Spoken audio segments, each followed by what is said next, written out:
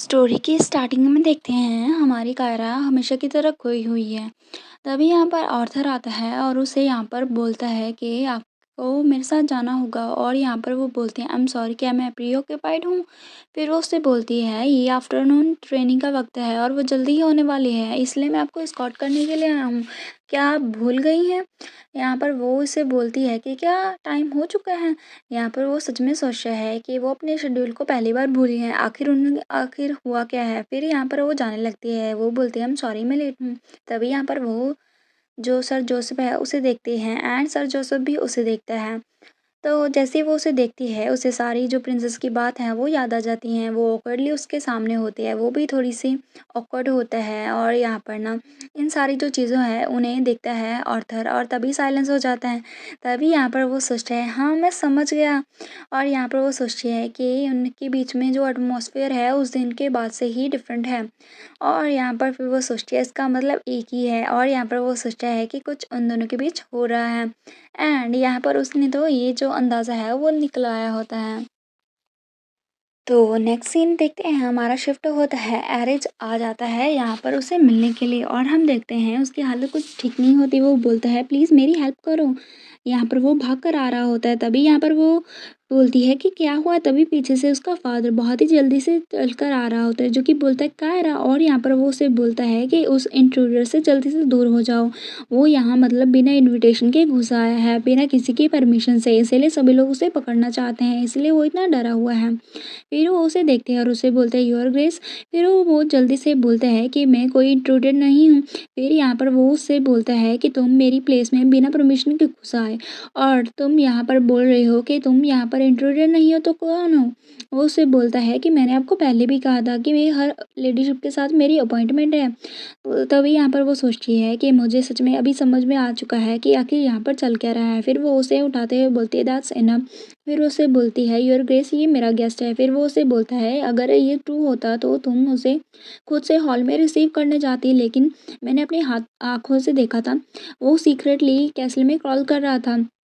तभी यहाँ पर वो उसे आगे बोलती है कि मैं उसे मीट करने के लिए बाहर नहीं जा पाई थी क्योंकि यहाँ पर मेरे पास ट्रेनिंग का वक्त हो रहा था, इसलिए मैंने उसे कहा था कि मेरे रूम में खुद से ही आ जाना। वो उसे फिर से बोलता है लेकिन स्टिल तुम्हें यहाँ पर ना तुम्हारे कोई सर्वेंट से उसे एस्कॉर्ट करना चाहे था, इस तरह से आएगा तो वो इंट्रूड ही हुआ ना। फिर वो चिल्ला के बोलती है वो मेरा गेस्ट है आपका नहीं, और क्या कोई प्रॉब्लम है योर ग्रेस। वो काफ़ी स्ट्रिक्टली बात करती है, तो यहाँ पर उसका फादर और वहाँ पर साइलेंस हो जाता है। तभी यहाँ पर उसके पास कोई और ऑप्शन ही नहीं होता। यहाँ पर वो उससे बोलता है ठीक है, मैं अननेसेसरी फर्स्ट क्रिएट कर रहा था, मुझे अभी जाना चाहिए। फिर यहाँ पर वो गुड के बाय कह के यहाँ से चला जाता है। इधर यहाँ पर हमारी जो कायरा होती है वो रह जाती है एंड पीछे से हम देखते हैं ड्यूक एक बार फिर से उसे घूर के देखता है एंड यहाँ पर वो बेचारा फिर से चुप हो जाता है। तभी हम देखते हैं अंदर चली जाती है वो उसके साथ। यहाँ पर वो उसे बोलता है ये तो बहुत ही क्लोज था। वो उससे बोलती है ऐसा लगता है कुछ अर्जेंट था, इसीलिए यहाँ पर मैंने भी तुम्हारे साथ प्ले किया, क्योंकि यहाँ पर उसे पहले नहीं पता था कि वो आने वाला है। फिर वो उससे बोलता है लेकिन फिर वो उसे बोलती है लेकिन तुम यहाँ पर ऐसे बिना अपॉइंटमेंट के क्यों शो अप हुए। यहाँ पर तभी वो उसे घूर के देखता है, वो उसे बोलता है कि मैं क्यों शो अप हुआ, इज़न्ट इट ऑब्वियस। फिर यहाँ पर वो उसे बोलता है कि मैंने तुम्हारे साथ फेस्टिवल से बाद से ही टच खो दिया था, मैंने तुम्हें रोड पे किया लेकिन तुमने रिप्लाई नहीं किया। तो यहाँ पर वो एम्बेरस होती है, इसलिए उसने रिप्लाई नहीं किया। फिर यहाँ पर वो उसके करीब आता है, वो उसे बोलता है कि तुम मुझे अवॉइड क्यों कर रही हो। तभी यहाँ पर उनका कुछ ऐसा सीन लगता है एंड यहाँ पर वो उसके और ज़्यादा करीब होकर उससे बोलता है कि क्या मैंने कुछ गलत किया है योर लेडीशिप, कि आप मुझे इग्नोर कर रही हैं। यहाँ पर वो उसे देखती हैं एंड यहाँ पर ब्लश करने लग जाती है। फिर वो उसे बोलती है कि मैं तुम्हें अवॉइड नहीं कर रही थी, मैं बस बिजी थी इसीलिए यहाँ पर तुमसे नहीं मिल पाई। जब यहाँ पर वो हंसने लग जाते हैं तभी यहाँ पर वो उससे बोलता है कि क्या ऐसा है। फिर वो उससे उससे बोलता है तो फिर तुम माइंड नहीं करोगी अगर मैं तुम्हें ऐसे फ्रिक्वेंटली विजिट करने आऊँगा, है ना। तो यहाँ पर वो उससे बोलता है कि क्या नेक्स्ट टाइम मैं स्ट्रेटली तुम्हारे पास आ सकता हूँ। फिर वो बोलती है क्या। फिर वो उसके करीब जाके बैठ के उससे बोलता है कि तो आप क्या कहना चाहती हैं। वो उससे बोलते हैं ठीक है, तुम कभी भी मुझे देखने के लिए आ सकते हो। फिर यहाँ पर वो उसे पूछती है लेकिन तुम्हें रीज़न क्या था तुम यहाँ पर आ जाए। फिर वो उससे बोलता है कि क्या मुझे कोई रीज़न की ज़रूरत है, मैं यहाँ पर तुम्हें देखने आया क्योंकि मैं बस तुम्हें देखना चाहता था। उसकी बात सुन के वो फ्रस्ट्रेटेड हो जाती है एंड यहाँ पर पूरी तरह से रेड हो जाती है। वो उससे बोलता है ये जो कुकीज़ हैं वो काफ़ी ज़्यादा अच्छे हैं, उन्होंने ये कैसे बनाया। तभी यहाँ पर वो उससे बोलती है कि क्या तुम सच में यहाँ पर। तभी हम देखते हैं ये जो सारी चीज़ें हैं ना पीछे से कोई देख रहा होता है एंड यहाँ पर कोई और नहीं रोज़ देख रही होती है एंड उसकी आंखें स्पार्कल कर रही होती है, मतलब उसे गलतफहमी हो जाती है। वो उसे बोलती है देख के कि मुझे लगता है कि मुझे समझ में आ चुका है कि लेडी अभी परेशान क्यों थी और यहाँ पर वो उसका कारण था एरेज, मतलब उसका रोमांटिक पार्टनर। यहाँ पर आपको याद होगा जेक ने उसे बोला होता है उन दोनों को कि यहाँ पर कायरा ऐसे वियर्ड रिएक्ट क्यों कर रही है एंड यहाँ पर वो सोचती है जो प्रॉब्लम है जिसकी वजह से लीडरशिप भी डिस्टर्बिंग फील हो रही है। तभी हम देखते हैं इधर ऑथर भी आ रहा होता है, वो दोनों एक दूसरे के साथ टकराते हैं। तभी यहाँ पर वो इशारों इशारों में बताते हैं कि वो रोमांस है एंड वो भी उसे बोलता है कि हाँ ये लव है। दोनों को गलतफहमी हो जाती है, मतलब दोनों का शक तो सही होता है लेकिन यहाँ पर वो उसे सर जोसेफ के साथ रिलेट करते हैं एंड यहाँ पर रोज़ उसे एरिस के साथ। फाइनली यहाँ पर ना वो सोचती है कि हर लेडीशिप के दिल में कोई आ चुका है एंड यहाँ पर वो खुश हो जाती हैं। यहाँ पर वो बोलते हैं मास्टर जे को बताने के लिए दौड़ जाते हैं। हम देखते हैं यहाँ पर जो होती है रोज़ वो तो एरिस के बारे में सोच रही होती है, यहाँ पर ऑथर जोसेफ के बारे में सोच रहा होता है। यही सोच के वो जेक के पास जाते हैं एंड यहाँ पर वो उसे बता देते हैं कि हमें पता चल गया कि वो डिस्टर्बेंस क्यों फील कर रही हैं। फिर वो उसे बोलता है कि मुझे लगता है ये ज़्यादा टाइम नहीं होगा जब हर लेडीशिप की वेडिंग होगी। रोज़ भी बोलती है कि हाँ मुझे लगता है कि मुझे बेस्ट जो बुटीक हैं वो एडवांस में ही बुक करने चाहिए, मुझे श्योर है कि वो सबसे ज़्यादा ब्यूटीफुल ब्राइड बनेगी। वो उसे बता देती है कि वो जो हमारी लेडीशिप हैं वो प्यार में है इसलिए वो इस तरह से एक्ट कर रही हैं। फिर वो बोलता है नहीं मेरी सिस्टर, और यहाँ पर वो यहाँ पर चक्कर खा के गिरने लगता है। तभी यहाँ पर वो उसे संभालने लग जाते हैं। तभी हम देखते हैं फाइनली हंटिंग जो कंपटीशन है उसका वक्त आ जाता है एंड पीछे उसकी एमिली भी होती है, वो रेडी होके जा रही होती है। तभी यहाँ पर वो सामने क्या देखती है जिसकी वजह से वो स्टार्टेड हो जाती है। वो सामने देखती है यहाँ पर कॉस्टी को जो कि बटलर के साथ होती है। उसे देख के वो सोचती है आखिर वो यहाँ पर क्या कर रही है। यहाँ पर वो सोचती है कि उसका प्रोविज़न पीरियड क्या ख़त्म हो गया है। यहाँ पर जो कायरा है वो सोचती है टाइम सच में बहुत ही जल्दी बीत जाता है। तभी वो उसके पास जाती है और उससे बोलती है ये बहुत टाइम के बाद हम मिलते हैं कॉस्टी। वो उससे बोलती है कायरा। यहाँ पर वो उसके पास जाके उससे फिर से बैबल करने लग जाते हैं कि मैंने तुम्हें बहुत ज़्यादा मिस किया, तो मुझे कभी विज़िट करने क्यों नहीं आई, मैं सच में थोड़ी-सी हर्ट हूँ। तभी यहाँ पर वो उसे बोल देती है आई एम सॉरी, लेकिन यहाँ पर मैं कैसे आ सकती थी तुम्हें देखने के लिए, उस पर्सन के साथ टाइम स्पेंड करने के लिए जिसने इस तरह के डीड्स कमिट किए हैं, इस तरह के काम किए हैं। तभी यहाँ पर वो उससे बोलती है मेरी खुद की रेपुटेशन है जो मुझे मेंटेन करनी है फैमिली की लेडी के तौर पे। आई होप कि तुम इसे अंडरस्टैंड करोगी। उसकी बात सुन के उसे काफ़ी ज़्यादा एम्बेरसमेंट होती है। तभी यहाँ पर हम देखते हैं वो पीछे से हमारे जो ड्यूक हैं वो भी आ जाता है। वो उससे बोलता है कि अच्छा सभी लोग यहाँ पर आ गए, चलो चलते हैं। तभी यहाँ पर वो उसे देखते हैं एंड उसे बोलते हैं फादर, एंड यहाँ पर वो भाग कर जाती है। लेकिन वो ड्यूक के पास नहीं बल्कि कैरेज में बैठ जाती है। वो उससे बोलती है प्लीज़ जल्दी से सभी लोग अंदर आ जाओ। कायरा तुम माइंड नहीं करोगी अगर मैं फादर के साथ बैठ जाऊँ, है ना? तभी यहाँ पर उसे लगता था कि वो यहाँ पर उसी कैरेज में सफ़र करेगी जिसमें ड्यूक जा रहा है। वो उसे बोलती है मुझे बहुत ही ग्रेट फील हो रहा है ऐसे फैमिली आउटिंग पे जाने के लिए। तभी यहाँ पर ना बटलर आता है एंड यहाँ पर उस कैरेज का दरवाज़ा लगा देता है। फिर यहाँ पर वो बोलती है कि लेकिन अभी तुम लोग अंदर नहीं गए। कायरा उसे बोलती है स्क्रेच और मैं हॉर्स राइड करेंगे। यहाँ पर वो उसे आगे उससे बोलती है कि हमने ये कैरेज स्पेशली तुम्हारे लिए प्रिपेयर किया है क्योंकि तुम्हें हॉर्स राइडिंग नहीं आती है। तभी यहाँ पर वो दोनों चलने लगते हैं हॉर्स राइडिंग के लिए। तभी यहाँ पर वो उसे बोलते हैं लेकिन स्टिल मुझे भी ऐसे अकेले यहाँ पर जो कैरेज है उसे राइड नहीं करना। कायरा उसे बोलती है हम लेट हो जाएंगे तो तुम यहाँ पर क्यों ना हम चले योर ग्रेस। और यहाँ पर फिर वो उसे पीछे मुड़ के बोलती है सी यू लेटर कास्टी। और यहाँ पर वो स्माइल करती है एंड वो अपने मन में सोचती है कि कौन इसकी बकबक सुने पूरे रास्ते भर। एंड यहाँ पर वो फाइनली जाने लगते हैं हंटिंग कंपटीशन के लिए। तो वो लोग हंटिंग कंपटीशन में पहुंच जाते हैं। तो यहाँ पर हर एक फैमिली को सिर्फ 2 ही टेंट दिए गए हैं, एक मेल के लिए और दूसरा फीमेल के लिए। एंड यहाँ पर इसीलिए जो कायरा है और कॉस्टी दोनों को एक टेंट शेयर करना पड़ रहा है। यहाँ पर कॉस्टी जैसे ही आती है वो फिर से अपनी ज़बान चलाने लगती है और बोलती है कि वाओ इतना बड़ा, मुझे तो लगा था ये थोड़ा छोटा मोटा कंपटीशन होगा। एंड उसकी बात सुन रही होती है बाकी के लोगों भी। और यहाँ पर ना वो काफ़ी लाउड भी बोल रही होती है जिसकी वजह से सबको सुनाई दे रहा होता है। लड़कियां बात करती हैं कि क्या तुमने सुना कि कॉस्टी ने क्या एक्सपेक्ट किया था। और यहाँ पर वो सोचती है कि सच में यहाँ पर वो काफ़ी ज़्यादा उसे कुछ भी नहीं पता है। तो दूसरी लड़की बोलती है लेकिन ये क्यूट है, नहीं लगता तुम्हें? मुझे लगता है कि इससे वो काफ़ी ज़्यादा अच्छी लग रही है, काफ़ी ज़्यादा क्यूट सी लग रही है। और यहाँ पर कुछ लोगों की ओपिनियन कुछ ऐसी होती है, कुछ की उससे अपोज़िट भी होती है। यहाँ पर कॉस्टी उससे बोलती है, मुझे नहीं पता था कि मैं इतनी अटेंशन ड्रॉ कर रही हूँ। वो उसे बोलती है कि क्या तुम उसे ब्लेम कर सकती हो? तुम ही इतनी लाउडली बोल रही थी। तो वो उसे घूर के देखती है, तभी यहाँ पर उसकी आँखें बड़ी हो जाती हैं। तभी हम देखते हैं यहाँ पर सामने से ना एरिस आ रहा होता है एंड यहाँ पर कॉस्टी की आगे बड़ी हो जाते हैं उसे देख के। वो उससे बोलती है कि ऐसे लगता है तुम्हारे गेस्ट यहाँ पर आया है। तो वो उसे देख के वो सोचती है कि मुझे नहीं पता था कि वो यहाँ पर मुझे अप्रोच कर रहा है। तभी यहाँ पर वो उसे बोलती है कि क्या तुम इसे हैंडसम जेंटलमैन को जानते हो कायरा? क्या तुम इसे मुझसे इंट्रोड्यूस करोगी? फिर यहाँ पर वो उसे बोलती है ये एरिस है जो कि मैजिशियन है मैजिक टावर का।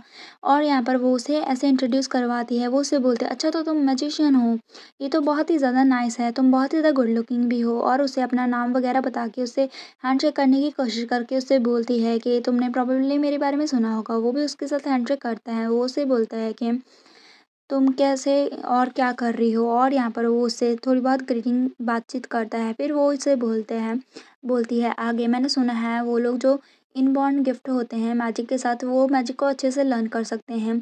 मैं हमेशा इंटरेस्टेड रही हूँ मैजिक में, लेकिन अनफॉर्चुनेटली मेरे पास नेचुरल एबिलिटी नहीं है। वो उससे बोलता है कि मैं तुम्हें रेकमेंड कर सकता हूँ कुछ मैजिक थ्योरी की बुक्स, जो कि यहाँ पर तुम मैजिक थ्योरिस्ट के तौर पे भी काम कर सकती हो अगर तुम करना चाहो तो। यहाँ पर हम देखते हैं कायरा उनके हैंडशेक को घूर रही होती है जो कि काफ़ी देर तक चल रहा होता है। तभी यहाँ पर वो उसे ये भी बोलती है कि क्या तुम मुझे सिखाओगे? अगर तुम्हारी तरह हैंडसम टीचर मुझे सिखाएगा तो मैं डेफ़िनेटली जल्दी ही सीख जाऊँगी। वो उसे बोलता है अनफॉर्चुनेटली मैं टीचिंग में अच्छा नहीं हूँ। और कायरा तो उनके हाथों को घूर रही होती है। फिर वो उसे पूछ लेती है कि आखिर तुम लोग कर क्या रहे हो? फिर फाइनली वो अपना हाथ छोड़ देते हैं। यहाँ पर कॉस्टी चलती है और उससे बोलती है कायरा मैं जाके हमारे टेंट को देखती हूँ, तो बाद में तुम्हें देखूँगी। यहाँ पर वो उसे बोलता है ये तुमसे बहुत ही अच्छा मिला मिलके। तभी यहाँ पर वो चली जाती है एंड एट द एंड वो दोनों रह जाते हैं। तभी यहाँ पर कायरा उसे बोलती है इतना लॉन्ग हैंडशेक एरिज? यहाँ पर वो उसे बोलता है कि मुझे लगता है कि वो मुझे लाइक करती है। फिर वो उसे बोलती है कि क्या? यहाँ पर एरिस बोलता है शायद वो मुझे अपनी एली बनाना चाहती है। तुम्हें पता है ना मोस्ट ऑफ जो मैन होते हैं वो सॉफ्ट पड़ जाते हैं उसके जैसे फेस के लिए। और यहाँ पर अगर कोई और मैन होता वो डेफिनेटली उसके साथ अटैच्ड फील करता अभी। फिर वो सोचता है ये कौन सा नॉनसेंस बोल रहा है यहाँ पर। फिर वो उसे बोलते हैं कि अच्छा ठीक है, क्या तुम सच में श्योर हो कि यहाँ पर कोई और इंटरेस्ट नहीं है? और यहाँ पर वो उससे बोलती है अगर ऐसा है तो तुम्हारे हैंड पे जो मार्क है तुम उसे एक्सप्लेन कैसे करोगे? वो उससे बोलता है आगे मैं डिसेंट मैन नहीं भी हूँ बट मैं इल्यूमिनेट भी नहीं हूँ, तो इसीलिए मैं कैसे उस लड़की के साथ स्ट्रेंथ में कम्पीट कर सकता हूँ। और यहाँ पर वो आगे उससे बोलता है ऐसा लगता है उस लेडी ने मुझे असॉल्ट करने की कोशिश की थी। तभी यहाँ पर वो उसे अपना हाथ दिखाता है, उसके हाथ पे सच में निशान होते हैं एंड यहाँ पर वो कस्ट ने किए होते हैं। तभी यहाँ पर वो काफ़ी शक करके उसे बहुत ही अच्छे से बोलता है कि देखो मेरे प्यार में कितनी लड़कियाँ पड़ती हैं, मेरा चेहरा बहुत ही ज़्यादा हैंडसम है। और यहाँ पर वो खुद की ही तारीफ़ करने लग जाता है कि मुझे लगता है वो मुझे लाइक करती है। ये कोई सरप्राइज़ भी नहीं है। यहाँ पर हम देखते हैं उसे बहुत ही ज़्यादा क्रिंज वाली फीलिंग आती है और उसके एक्सप्रेशन कुछ ऐसे हो जाते हैं। एरिस उससे बोलता है कि ऐसे एक्सप्रेशन का मतलब क्या है? तुम जेलस तो नहीं हो, है ना? फिर वो उससे बोलता है ये बहुत ही ज़्यादा रिडिकुलस है, मैं जेलस कैसे हो सकती हूँ? यहाँ पर फिर वो उससे बोलता है कि क्यों नहीं? यहाँ पर वो उसे बोलते हैं कि अगर तुम जेलस होगी तो मुझे काफ़ी ज़्यादा अच्छा लगेगा। यहाँ पर देखते हैं ड्यूक आ जाता है एंड यहाँ पर वो उसे देख के उससे बोलता है कि यंग मैन मैं तुम्हें बहुत ही ऑफन देख रहा हूँ। और यहाँ पर वो उसे बोलता है मैं सच में जानना चाहता हूँ तुम्हारे जैसा मैजिशियन यहाँ पर क्या कर रहा है? क्या तुम्हें नहीं पता कोई भी मैजिक इस तरह के फंक्शन में अलाउ नहीं है? तभी यहाँ पर वो उसे देखती है एंड यहाँ पर कायरा के मन में भी ऐसे सवाल आ जाता है कि अरे सच में यहाँ पर क्या कर रहा है? यहाँ पर वो उसे बोलता है ये तो हॉन्टिंग कंपटीशन है, यहाँ पर फ्रेंडशिप को एनकरेज किया जाता है योर ग्रेस, इसीलिए मैं यहाँ पर लेडीज़ को एनकरेज करने के लिए आया हूँ। और यहाँ पर मुझे लगता है कि मैं अभी मैरिजेबल एज का हूँ, तो क्या मुझे इस तरह के जो फंक्शन है उसमें ज़्यादा से ज़्यादा शो नहीं होना चाहिए? उसकी बात सुन के वो उसे बोलता है कि तुमने क्या कहा मैरिज? एंड यहाँ पर उसके दिमाग में तो कुछ और ही चल रहा होता है एंड यहाँ पर उनके बीच में काफ़ी ज़्यादा बहसबाजी होने लगती है जिसकी वजह से सारी अटेंशन उनके ऊपर हो जाती है। एंड यहाँ पर हमारी कारा काफ़ी ज़्यादा एम्बेरस होती है। वो सोचती है वे लोग आखिर कर क्या रहे हैं, वो लोग ह्यूमिलेटिंग कर रहे हैं। और यहाँ पर फिर वो उसे बोलती है एक्सक्यूज़ मी लेकिन मुझे चेंज करने जाना है, तो प्लीज़ यहाँ पर ऐसे नॉइज़ मत क्रिएट करो दूसरों के टेंट के सामने। यहाँ पर वो चली जाती है। एरिस चिल्ला के बोलता है वेट तुम इस तरह से नहीं जा सकती पीछे मुझे इस आदमी के साथ अकेले छोड़ के। तभी यहाँ पर वो चिल्लाता रह जाता है एंड उनका जो चीज़ है वो ऐसे ही चलता रहता है।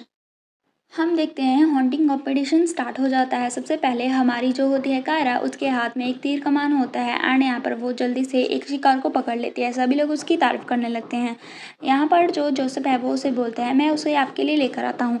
तभी यहाँ पर वो उसे बोलती है वेट करो, और यहाँ पर वो जो कॉस्टी है हमें पता चलता है वो भी हंटिंग कॉम्पिटिशन में पार्टिसिपेट कर रही है।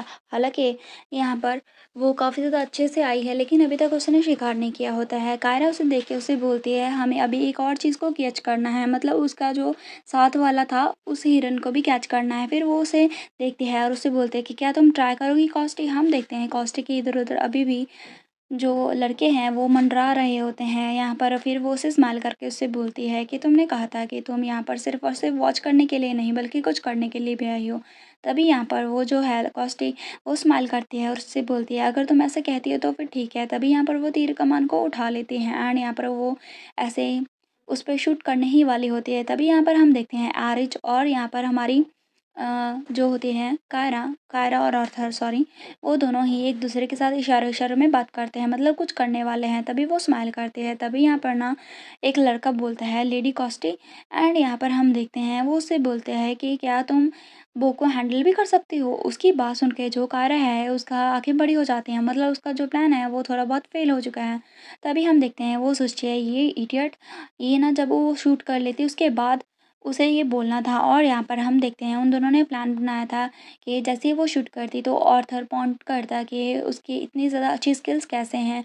और यहाँ पर क्योंकि उन्होंने एडवांस में ही प्लान किया था और उसके बाद जो क्वेश्चन है वो उसकी तरफ जाता है एंड ये क्वेश्चन उठता कि उसने आर्चरी आखिर सीखी तो सीखी कैसे, क्योंकि कोई भी ऐसे मतलब जो कॉमनर लोग हैं वो ऐसे कंट्री साइड में ऐसे नहीं सीखते हैं, उसके लिए प्रॉपर गाइड की ज़रूरत है। तो सभी लोग डाउट करते हैं उसके पास्ट के बारे में कि वो कॉमन की तरह बड़ी हुई है।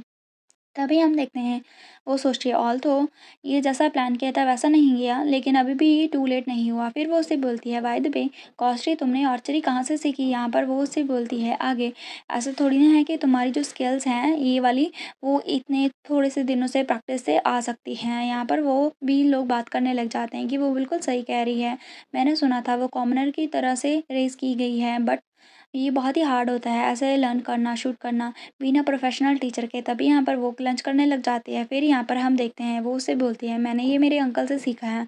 तभी यहाँ पर वो उससे बोलती है कि ग्रैंड ड्यूकल प्लेस में एंटर करने से पहले, लेकिन मैं ज़्यादा अच्छी नहीं हूँ इसे चलाने के लिए। फिर वो उससे बोलती है अच्छा ऐसा है। फिर वो उससे बोलती है आगे क्योंकि तुम बहुत ही अच्छे से उसे होल्ड कर रही हो तो क्यों ना तुम एक ट्राई करो, ये अभी भी टारगेट यहाँ पर है। तभी यहाँ पर वो कुछ सोच में पड़ जाते हैं क्योंकि अगर उसने टारगेट किया तो उस पे ज़्यादा क्वेश्चन आ सकते हैं। तभी हम देखते हैं वो उसे टारगेट करना स्टार्ट कर देती है, लेकिन तभी वो सोचती है कायरा कि तुम लकी थी इस टाइम कॉस्टी। लेकिन यहाँ पर ये जो कन्वर्सेशन है अगर उसने हिट किया डेयर को तो उसका जो एक्सक्यूज़ है कोई भी वर्क नहीं करेगा। यहाँ पर वो तो सोच रही होती है, लेकिन यहाँ पर वो सोचती है कि अगर इसने करेक्टली शूट किया तो वो यहाँ पर वो जो अनइंटेंशनली अपने पास्ट को डिनाई करेगी पब्लिक क्लेम के लिए। यहाँ पर वो सोचती है अगर उसने यहाँ पर उस टारगेट को मिस किया तो डेफ़िनेटली उसकी पुअर स्किल के बारे में सभी लोग बोले जाएँगे। ऑटोमैटिकली उसे मेरी साथ कंपेयर किया जाएगा और ये जो इडियट हैं ये जो कि यहाँ पर सिर्फ़ और सिर्फ़ शो ऑफ करने के लिए आए हैं वो सैटिस्फाई होंगे। और यहाँ पर वो सोचती है कॉस्टी अब तुम्हें कैसा लगेगा। तभी यहाँ पर कॉस्टी रोने का नाटक करती है। तभी वो देखती है आखिर हो क्या रहा है। तभी वो नीचे गिर जाती है और उससे बोलते हैं कि कॉस्टी, और यहाँ पर सभी लोग एम्बैरेस हो जाते हैं। वो बोलते हैं लेडी कॉस्टी आखिर हो क्या रहा है। तभी यहाँ पर सभी जो लड़के हैं उसके अराउंड मंडरा रहे थे वो उसके पास जाके उसे बोलती हैं लेडी कॉस्टी आखिर हुआ क्या है, क्या कोई प्रॉब्लम है। तभी वो रो रही होती है। फिर वो उससे बोलती है मैं ऐसा नहीं कर सकती हूँ कायरा, एंड यहाँ पर उसके सामने ऐसे दिखाती है जैसे वो बहुत ही ज़्यादा नरम दिल की है। तभी हम देखते हैं वो रो रही होती है एंड उससे बोलती है ये एक फ़ोन है, मतलब एक बच्चा है, तुमने ऑलरेडी ही उसकी जो मदर है उसे किल कर दिया है।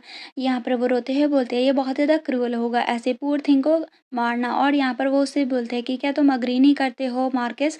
यहाँ पर वो उसके ग्रैंडफादर को डिनोट करती है यहाँ पर।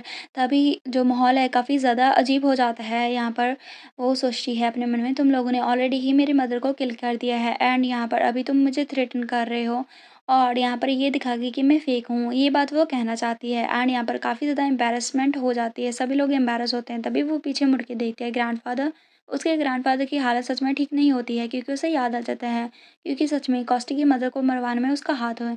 यहाँ पर वो सोचती है अपने मन में कि मुझे नहीं पता कि मैं रिस्पॉन्ड कैसे करूँ और पर मुझे रिस्पॉन्ड करना ही पड़ेगा वरना यहाँ पर मैं उसकी स्कीम में फ़ॉल हो जाऊँगी। तभी यहाँ पर वो कुछ सोच ही रही होती है एंड यहाँ पर वो सोचती है कि बिल्कुल जो ग्रैंडफ़ादर ने कहा था वो सभी चीज़ें इस जो स्टोरी है उसने अभी बनाई उसके साथ मैच हो रही है। इसी वजह से ये काफ़ी ज़्यादा ये जो सिचुएशन है ऑकवर्ड हो जाती है। वो सोचती है मेरा माइंड ब्लैंक हो रहा है, मैं बिल्कुल भी किसी चीज़ के साथ कम अप नहीं हो रही हूँ।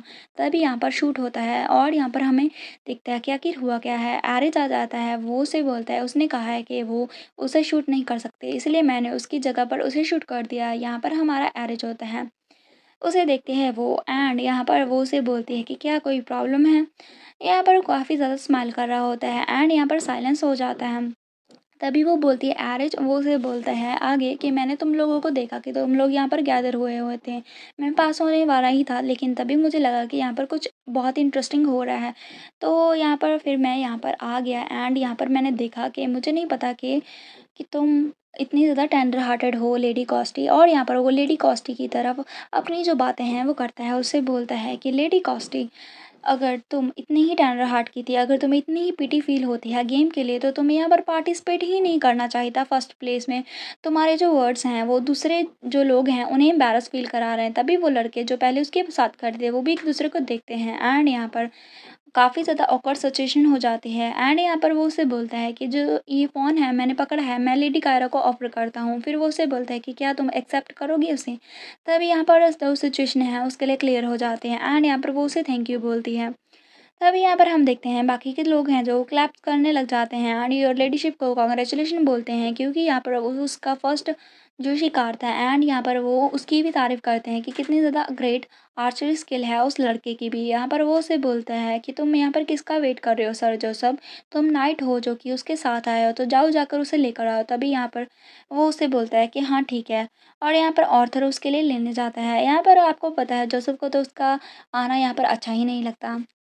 तभी यहाँ पर जो कॉस्टी है वो अकेले रह जाती हैं एंड बाकी सभी लोग यहाँ पर उसके साथ होते हैं। कॉस्टी जो है उनको घूर के देखती हैं एंड यहाँ पर उसे देख के उसकी जो सिचुएशन है काफ़ी ज़्यादा बुरी हो जाती है क्योंकि यहाँ पर अभी उसे आउटकास्ट कर दिया जाएगा क्योंकि उसने यहाँ पर शिकारी कंपटीशन में आके सभी की यहाँ पर एम्बैरेसमेंट क्रिएट किया था क्योंकि यहाँ पर ये गेम ही ऐसे है जिसमें दूसरे जो जानवर है उसे पकड़ना होता है एंड यहाँ पर उसने ये दिखाया कि वो बहुत ही टेंडर हार्ट की है बल्कि जो दूसरे लोग हैं यहाँ पर जो शिकार कर रहे हैं वो बहुत ही हार्ड हार्ट के हैं। मतलब कि यहाँ पर वो काफ़ी ज़्यादा पत्थर दिल के हैं जो कि मासूम जानवरों को मारते हैं। और यहाँ पर वो उसे बोलते हैं एज देख के कि लेडी कॉस्टी तुम काफ़ी पेल नज़र आ रही हो, मुझे काफ़ी चिंता हो रही थी कि तुम शायद सिक हो जाओ और यहाँ पर तुमने ब्लड को देखा ना इसीलिए। यहाँ पर उसको देख के जो कायरा है वो उसे बोलती है हाँ कॉस्टी मुझे लगता है तुम्हें कैंप में अभी रेस्ट के लिए जाना चाहिए। वो सोचती है क्योंकि इसने दूसरी कोई ट्रिक यूज़ कर सकती है इसलिए मैंने यहाँ पर उसे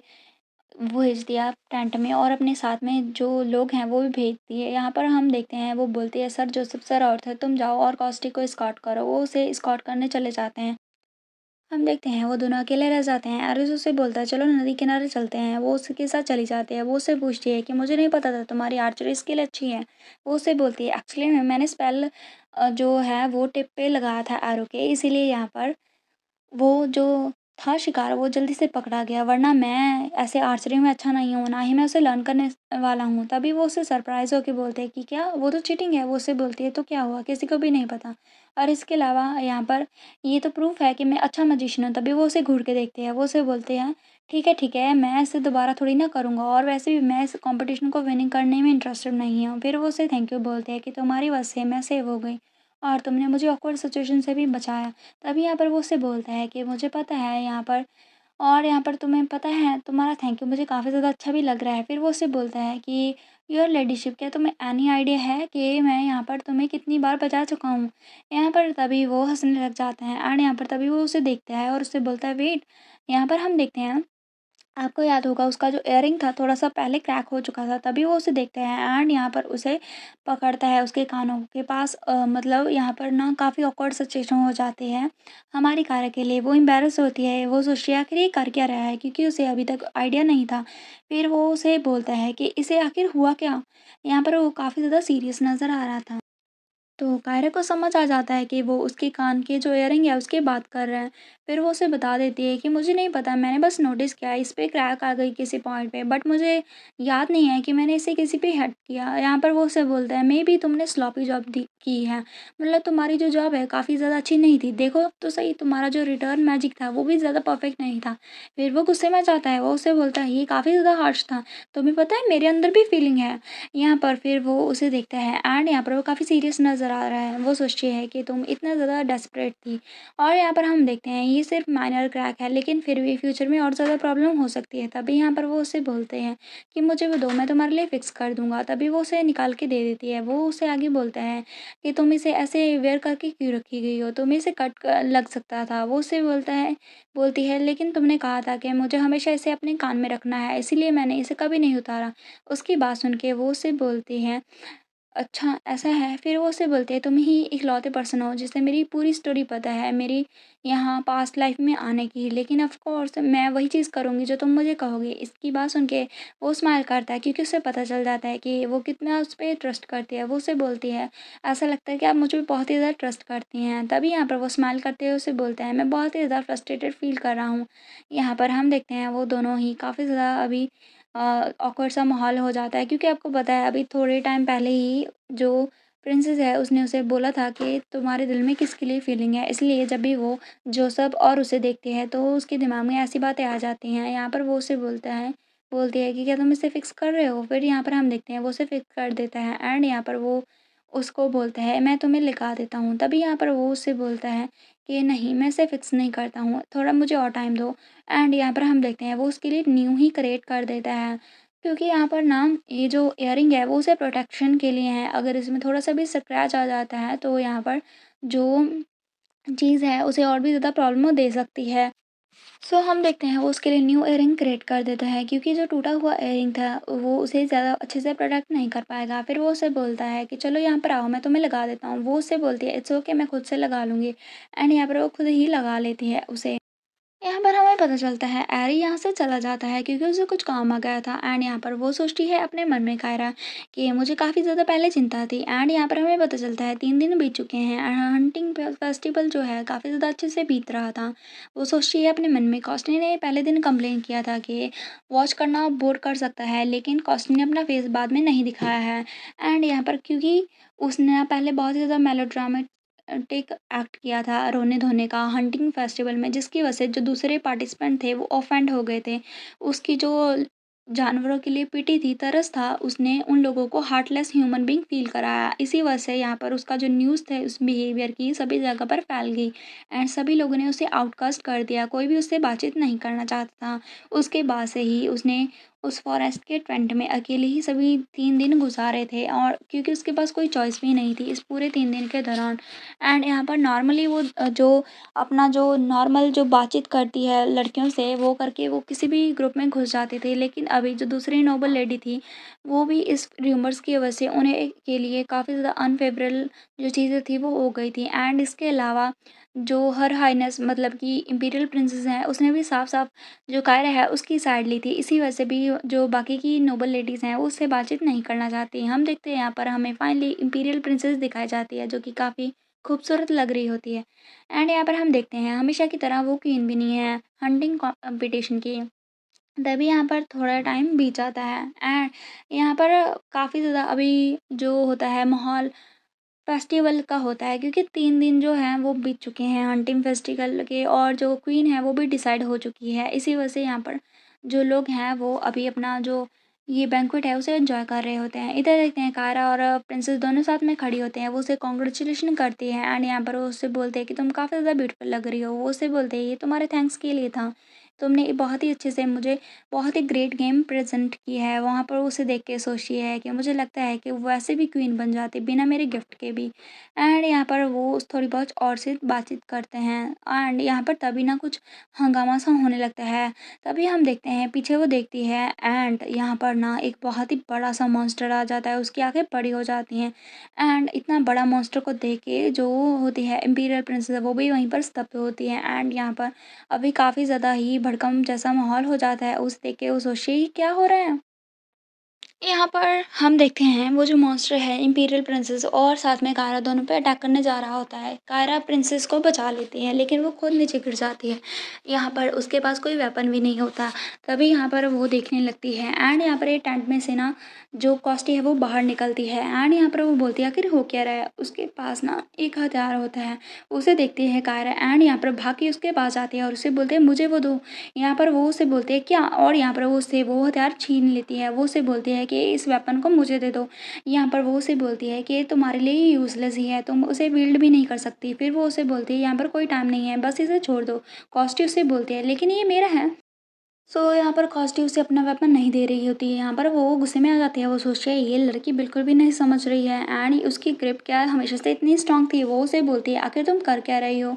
और यहाँ पर ना कॉस्टी उसे बोलती है तुम कैसे किसी चीज़ को ऐसे फोर्स से ले सकती हो जो कि मेरी है। वो उसे बोलती है कि देखो इधर उधर, आखिर यहाँ पर हो क्या रहा है, क्या तुम इडियट हो। तभी हम देखते हैं वो जो ड्रैगन था, मतलब जो वो मॉन्स्टर था, वो उसकी ओर बढ़ने लगता है एंड यहाँ पर बहुत ही बड़ा सा धमाका होता है। वो दोनों ही नीचे गिर जाती हैं, रोल हो रही होती हैं।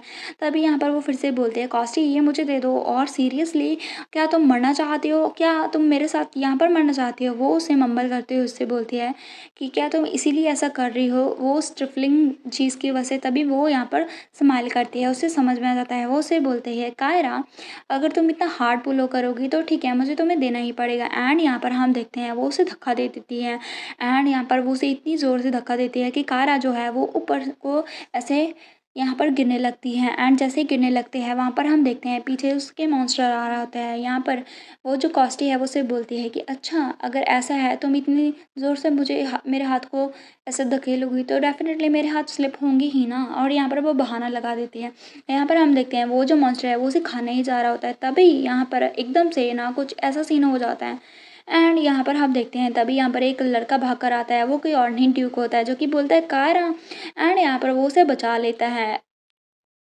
यहाँ पर देखते हैं जो दोनों ही प्रिंस और प्रिंसेस होती हैं वो पूरी चीज़ का ध्यान रख रही होते हैं। वो बोलते हैं फाइनली अभी चीज़ें सेटल हो रही हैं। वो जो डेमोनिक मॉन्स्टर है पता नहीं कैसे यहाँ पर अपीयर हो गया, मुझे जल्द से इन्वेस्टिगेशन करनी पड़ेगी जैसे ही मैं इंपीरियल पैलेस में लौटूंगी। फिर वो उसे बोलती है कि जो ग्रैंड ड्यूक और लेडी कायरा क्या वो ट्रीटमेंट रिसीव कर रहे हैं। यहाँ पर हम देखते हैं वो जो होती है प्रिंस वो बोलते हैं फॉर्चुनेटली जो लेडी कायरा हैं वो ठीक हैं, लेकिन जो ग्रैंड ड्यूक है वो बैडली हर्ट हुए हैं, वो अभी तक उठे नहीं हैं। तो हमें पता चलता है ग्रैंड ड्यूक ने उसे बचाने के लिए उसके सामने आ गया था जिसकी वजह से उसे काफ़ी चोट लग जाती है और वो अभी तक अनकॉन्शियस है।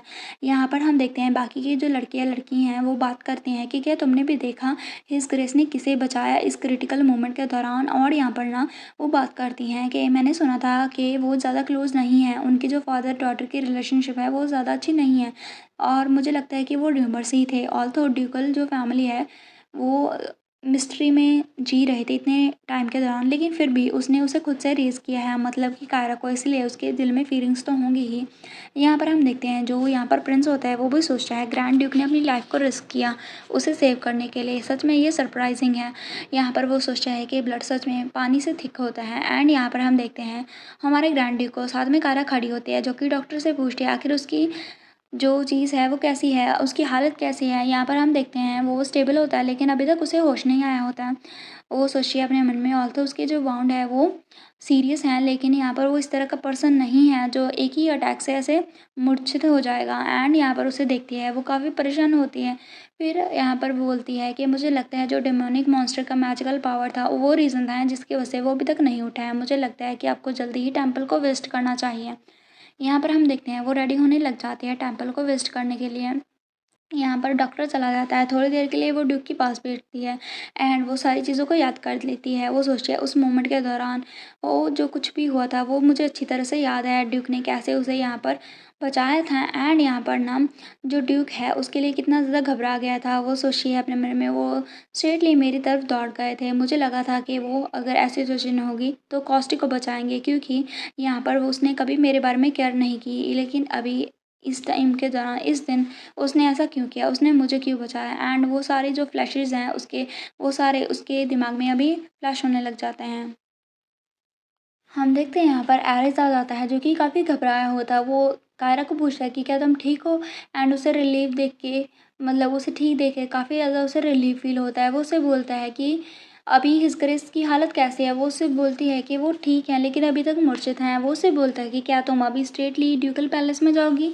फिर वो उससे बोलती है हाँ, मुझे अभी लीव करना पड़ेगा टेम्पल के लिए। तभी वो उसे देखती है, ठीक है मैं भी तुम्हारे साथ जाऊँगा। एंड यहाँ पर हम देखते हैं वो उससे बोलता है कि क्या जो मैजिक बुक्स हैं टेम्पल में, क्या वहाँ पर हैं कुछ? वो उससे बोलती है कि हाँ, मुझे लगता है कि मैंने कुछ वॉल्यूम्स देखी थी लाइब्रेरी में, बट ये मेरी स्पेशलिटी नहीं है। यहाँ पर वो उससे बोलते हैं ठीक है, मुझे लगता है कि मुझे और ज़्यादा थ्योरी लर्न करने की ज़रूरत है। और यहाँ पर आपको पता नहीं है शायद, लेकिन जो हमारा एरेजा है काफ़ी ज़्यादा अच्छा है हीलिंग मैजिक में, इसलिए वो उसे वो बुक माँग रहा है। एंड यहाँ पर उसकी जो थ्योरीज़ हैं वो मतलब बेस जो है इतना क्लियर नहीं है, इसलिए वो और ज़्यादा उस पे रिसर्च करना चाहता है ताकि कभी भी उसे ज़रूरत पड़े हील करने की तो वो कर सकता है। वो उसे बोलता है कि ज़्यादा चिंता मत करना। यहाँ पर फिर वो उसे देखने लग जाती है एंड उससे बोलती है क्या चिंता? और यहाँ पर वो ऐसे दिखाते हैं कि वो चिंता नहीं कर रही। फिर वो उसे बोलता है आगे, क्या तुम्हें रियलाइज़ नहीं हुआ तुम कितनी ज़्यादा कंसर्न लग रही हो अभी? यहाँ पर फिर वो उसे देखने लगते हैं। वो उसे बोलता है कि एंड ये बहुत ज़्यादा सरप्राइज़िंग है ना? मुझे सच में लगा था कि जो लीडरशिप है कि वो तो ग्रेस से हिट करती है। यहाँ पर वो उससे बोलती है ये बस ऐसा है कि मैं तभी वो चुप हो जाती है। फिर वो उससे बोलती है कि हिज ग्रीन काफ़ी ज़्यादा स्ट्रेंज एक्ट कर रहे हैं। वो डेफ़िनिटली पास्ट से डिफरेंट एक्ट कर रहे हैं। यहाँ पर वो उससे पूछ रहा है कि वो कैसे स्ट्रेंजली एक्ट कर रहे हैं पास्ट से। वो बोलती है जैसे कि आज ही देख लो, उसने मुझे बचाया। जो ग्रैंड ड्यूक जिसे मैं जानती थी वो कभी अपनी लाइफ को रिस्क में डाल के मुझे नहीं बचाते। वो उससे बोलता है कि क्या ऐसी सिमिलर सिचुएशन पास्ट में भी हुई थी क्या, जिसमें तुम और कॉस्टी दोनों ही डेंजर में थी, जिसमें तुम ऑलमोस्ट मरने वाले थे? वो उससे बोलते नहीं, ऐसा नहीं हुआ था प्रीवियस लाइफ में, क्योंकि मैंने पार्टिसिपेट ही नहीं किया था हंटिंग फेस्टिवल में।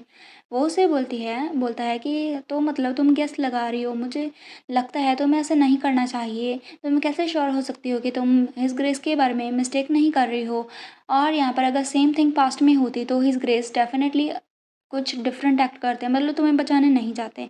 यहाँ पर फिर वो सच में चौंक जाती है एंड यहाँ पर वो उसे बोलते हैं तुम नॉनसेंस बात कर रहे हो, और यहाँ पर वो बैठ जाती है। यहाँ पर वो उसे देखता है और उसे बोलता है जो हम ह्यूमंस होते हैं हम बिलीव करते हैं कि हम रैशनल बीइंग्स हैं, लेकिन हम अपोजिट होते हैं। हम कब कौन सा हमारा इमोशन चेंज हो जाता है हमें सच में नहीं पता चलता है। एंड यहाँ पर वो उसे बोलती है कि तुम भी तो पास्ट से आई हो और तुम्हारे पास प्रीशियस मेमोरी भी होंगी, लेकिन यहाँ पर तुम डेफिनेटली फील कर रही होगी तुम्हारा जो बिहेवियर है पास्ट से अभी चेंज होगा। एंड यहाँ पर उस चेंज की वजह से जो बाकी के लोग हैं उनके इमोशन में भी चेंज आ रहे हैं, उसे हम बटरफ्लाई इफेक्ट कहते हैं। वो उसे बोलती है कि नहीं ऐसा नहीं हो सकता है। यहाँ पर वो उसे बोलता है योर लेडीशिप, ये सिर्फ इस टाइम के दौरान ही नहीं है, उस टाइम पे जब कॉस्टी अपीयर हुई थी हिज ग्रेस सपोज थे उसे एक्सेप्ट करने के लिए, लेकिन इस बार हिज ग्रेस ने ऐसा नहीं किया। और यहाँ पर वो तुम ही बताओ, जो चीज़ एक बार हो चुकी है वो दूसरी बार क्यों ही होगी? और मुझे लगता है कि ये बहुत ही ज़्यादा स्ट्रेंज है। यहाँ पर हम देखते हैं वो बैठी होती है, एरोज़ उससे आगे बोलता है क्या आप हैप्पी नहीं हो? ये प्रूव हो चुका है तुम्हारा फादर तुम्हारी ज़्यादा केयर करता है कॉस्टी के मुकाबले। तभी यहाँ पर वो चुप हो जाती है। वो उससे बोलती है कि कम ऑन तुम ऐसे सिली रिएक्ट क्यों कर रहे हो? ये कुछ ऐसी चीज़ नहीं है जिसे हम लाइटली क्लेम कर सकते हैं। यहाँ पर वो सोचती है राइट, तो इतना मैं होप करूँगी उतना ही मैं हर्ट होंगी। मुझे पता है इससे दूसरों से ज़्यादा कि कितना हर्ट होता है, इसलिए मैं अभी होप ही नहीं करूँगी। एंड यहाँ पर हमें पता है कि कैसे जो हमारी होती है कायरा, उसने कितना इस आदमी का इंतज़ार किया है अपने बाप का, कि यहाँ पर वो आएगा एंड उसके साथ अच्छे से बातचीत करेगा। तो वो चुप हो जाती है। जो एरिजा उसे देखते हैं एंड उसे इस तरह से देख के वो सोचता है सीरियसली मैं इसका क्या करूँ? वो डेफ़िनेटली अपने फादर की तरह दिख रही है इस पॉइंट पे तो। एंड यहाँ पर वो खुद को स्क्रैच करने लगता है। वो सोचता है मुझे लगता है मेरे पास चॉइस नहीं है। वो उसे बोलता है योर लेडीशिप, यहाँ पर एक चीज़ है जो मैंने तुम्हें अभी तक नहीं बताई है। वो उसे देखने लगता है। वो उसे बोलता है कि मुझे लगता है वो पर्सन जिसने मेरे साथ टाइम को बैक किया था पहले, वो कोई और नहीं हिस ग्रेस हैं। यहाँ पर हमारा सीन कट होता है। तो आपको पता है जो एरिस है उसने बता दिया था कि मुझे लगता है जो टाइम है उसे बैक करने में हिज ग्रेस ने मेरा साथ दिया था। यहाँ पर हम देखते हैं हमें थोड़ी स्टोरी बताई जाती है कि पास्ट लाइफ में जब कायरा की डेथ हो गई थी उसकी 1 मंथ बाद का सीन। यहाँ पर बहुत ही ज़्यादा बुरा सा माहौल होता है, सभी जगह सभी आसमान रेड हो चुका होता है, काफ़ी ज़्यादा डिमोनिक सी वाइब्स आ रही हैं। यहाँ पर हमें पता चलता है जो उसकी ग्रेट आंट थी कायरा की वो भी अभी डेड हो चुकी थी। एंड यहाँ पर जो एर्नेस्ट क्रिस्टल था वो भी डिसअपीयर हो चुका था। एंड यहाँ पर जो उसके सामने बैठा होता है एम्परर, वो बोलता है कि क्या तुम्हें इस सिचुएशन का नहीं पता है हमारा एम्पायर किस तरह की सिचुएशन में है? जो वॉर है डीमर इससे वो स्टार्ट होने वाली है। और यहाँ पर अभी हमें किसी ना तरह से हमारी जो एल्युमिनिस्ट है उसकी पावर चाहिए। यहाँ पर वो उससे बोलता है कि तुम किसका वेट कर रहे हो, जल्दी से मुझे नेक्स्ट एल्युमिनिस्ट अभी ला कर दो। तभी यहाँ पर वो उससे बोलता है, योर मैजेस्टी, मैं आपसे माफ़ी मांगना चाहता हूँ, लेकिन जो लेडी पैरवस है, मतलब कि यहाँ पर जो कॉस्टी है वो कहीं पर मिस हो चुकी है, वह कहीं पर डिसअपियर हो चुकी है। वो बोलता है, आखिर तुम बात क्या कर रहे हो, क्या तुम कह रहे हो कि ओवरनाइट में ही वो डिसअपियर हो गई? यहाँ पर वो बोलता है, ड्यूक इसे एक्सप्लेन करो। यहाँ पर हम देखते हैं ड्यूक के पास कोई और ऑप्शन ही नहीं होती कि वो कहाँ पर गई, वो क्लांच करने लग जाता है। यहाँ पर हम देखते हैं ड्यूक बोलता है कि क्या तुम्हें लगता है कॉस्टी ज़िंदा हो गई यहाँ पर, क्योंकि वो काफ़ी दिनों से नज़र नहीं आई, वो डिसअपियर हो चुकी थी। एंड यहाँ पर उसका असिस्टेंट उससे बोलता है कि एब्सोल्युटली, क्योंकि यहाँ पर ना वो मैनिफेस्ट कर सकी हैं अपनी एल्युमिनिस्ट पावर को। आई एम श्योर कि वो कहीं ना कहीं फाइट कर रही होगी जब उसकी आइडेंटिटी बाहर आ चुकी होगी एनिमी के साथ। यहाँ पर वो सोचता है कि क्या सच में ऐसा हो सकता है। यहाँ पर वो सोचती है ये बहुत ही ज़्यादा स्ट्रेंज है, अगर मैं देखूँ तो ये सारा कुछ ज़्यादा ही कॉन्स्टेंट हो रहा है। मुझे लगता है कि बहुत ही ज़्यादा ग्रेट सिनिस्टर अभी आ रहा है, मतलब बहुत ही ज़्यादा बुरी जो फीलिंग है उसे आ रही होती है। वो सोचती है कि अगर कैस्टी ऑलरेडी डेड हो चुकी होगी तो जो एम्पायर है बिना एलिमिनिस्ट के उसकी कोई होप नहीं है। एंड यहाँ पर वो काफ़ी परेशान होता है, तभी वो स्माइल करता है और सोचता है कि इवन इस सिचुएशन में भी मैं अपने फ्यूचर जो है कंट्री उसका ज़्यादा चिंता कर रहा हूँ, मेरी डॉटर का नहीं। एंड यहाँ पर वो सोचता है कि मैं कितना ज़्यादा टेरिबल फादर हूँ। यहाँ पर वो डॉटर अपनी कॉस्टी को बोल रहा होता है, क्योंकि कायरा तो ऑलरेडी मर चुकी है ना। यहाँ पर हम देखते हैं बहुत ही ज़्यादा अभी डीमंस जो हैं वो आ रहे हैं। यहाँ पर जोसेफ और आर्थर सभी लोग फाइट कर रहे होते हैं, काफ़ी ज़्यादा बुरी सी हालत हो रखी होती है। एंड यहाँ पर हम देखते हैं जो उस वॉर की वजह से काफ़ी जो एम्पायर है उसे बहुत ही ज़्यादा पूरा जो सामना करना पड़ा और काफ़ी चीज़ें कोलैप्स हो गई। एंड यहाँ पर सॉइल भी ड्राई हो चुकी है और प्लांट्स वगैरह भी वहाँ पर नहीं हुए और जो लोग हैं वो बीमार पड़ने लगे और यहाँ पर बहुत ही ज़्यादा बुरी हालत हो चुकी थी। जो इम्पीरियल आर्मी थी उसे भी डिफीट कर दिया गया था। एंड यहाँ पर जो इनविजिबल वॉल थी जो कि प्रोटेक्ट करती थी वो भी अभी टूटने लगी थी, मतलब कि डीमन वहाँ से बाहर आने लगे थे। एंड यहाँ पर हम देखते हैं जो ड्यूक है वो अकेला खड़ा होता है। एंड यहाँ पर वो काफ़ी ज़्यादा सोचता है अपने मन में, आखिर चीज़ें रॉन्ग कहाँ से गई, क्या ये तब थी जब मेरी आंट मर्डर की गई थी या फिर जब हमारा जो एलिमिनिस्ट क्रिस्टल है वो डिसअपेयर हो गया था। एंड यहाँ पर फिर वो सोचता है या फिर उससे भी पहले। यहाँ पर फिर उसे ना कायरा की थोड़ी सी याद आती है, वो सोचती है कि आखिर मैं उसके बारे में अभी क्यों सोच रहा हूँ। वो मर चुकी थी क्योंकि उसे प्रूव किया गया था कि वो पैरवस ब्लड नहीं था। एंड यहाँ पर ना तभी वो देखते हैं कि कोई उसकी तौर और आ रहा है एंड वो कोई और नहीं यहाँ पर होती है कॉस्टी। उसे देख के वो सोचती है कि तुम, हाँ। यहाँ पर वो भी उसके पास जाती है, उसे देख के वो उसकी आंखें थोड़ी सी बड़ी हो जाती हैं। वो उसे बोलती है कॉस्टी। एंड यहाँ पर उसके भाग के उसके पास जाता है एंड उसे पकड़ के उससे बोलता है कि आखिर हुआ क्या। यहाँ पर वो उससे बोलता है कि क्या तुम कहीं पर हर्ट हो। फाइनली वो अपना फादर फिगर दिखा रहा है। वो उसे बोलता है कि तुम कहाँ पर थी और यहाँ पर तुम क्या कर रही थी। यहाँ पर वो उसे जो कॉस्टी है वो उससे बोलता है कि गॉश, क्या तुम्हें सच में नहीं पता कि आखिर हो क्या रहा है। तभी यहाँ पर उसे चिल्स पड़ने लगते हैं। यहाँ पर वो ट्रम्बल कर रहा होता है, उसके हाथ ट्रम्बल कर रहे होते हैं। वो उसे बोलता है कि आखिर तुम हो कौन, मेरी डॉटर। यहाँ पर वो हंसते हुए उससे बोलते हैं तुम्हारी डॉटर। एंड यहाँ पर वो उसे बोलती है कि तुमने तो खुद ही उसे मार दिया था। यहाँ पर हम देखते हैं वो उसे बोल देती है कि तुमने अपनी डॉटर को मार दिया था। यहाँ पर उसकी बात सुन के वो उसे बोलता है आखिर क्या कह रही हो तुम।